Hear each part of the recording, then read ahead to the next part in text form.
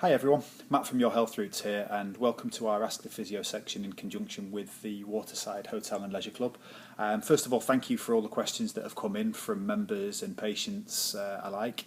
I've had some very interesting sort of queries, some quirky individual ones and some expected general musculoskeletal health, low back pain and general sort of common condition questions which we'll be covering at later dates.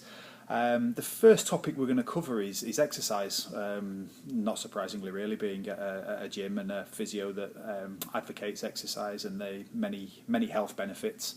It came from a conversation with a patient who was asking about what exercise they should be doing. And the question obviously is very pertinent to people, but it's very individual. So in a rehab setting, obviously the exercises are very pertinent to that person. But it got me thinking in a wider context, because there's been a recent spate of publicity about the World Health Organization exercise guidelines for adults and healthcare professionals not knowing them, or a significant proportion of healthcare professionals not knowing them. And it got us thinking that if healthcare professionals don't, then the general public don't have much chance either. So lots of people may think they're being active, but they may not meet the guidelines. So the World Health Organization guidelines are that we should be active every day. We should strength train the major muscle groups twice a week. We should minimize sitting. And the guideline, the sort of the advice that they give, the aim to maintain health is 75 minutes of vigorous activity a week, and 150 minutes of moderate activity. So 75 minutes of vigorous activity or 150 minutes of moderate. They seem to think that there's half the amount needed if it's vigorous activity to maintain our health.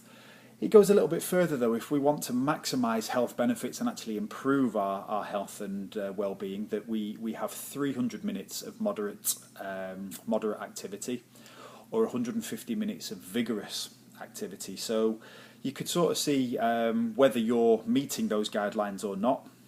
But as ever, get moving. If you're unsure, you can by all means drop us a line or get in touch with us here at Your Health Routes, or the great staff at the Waterside, the personal trainers. Get in touch with one of those to see if what you're actually doing meets the guidelines. If you have any health queries, or if you have any long-term sort of conditions, or you're unsure about upping your exercise, then do obviously contact your GP and get clearance if that's necessary. But just to clarify, 75 minutes of vigorous activity or 150 minutes of moderate activity, 2 lots of strength training a week for the major muscle groups, to be active every day. Our activity bouts should be of at least 10 minutes duration.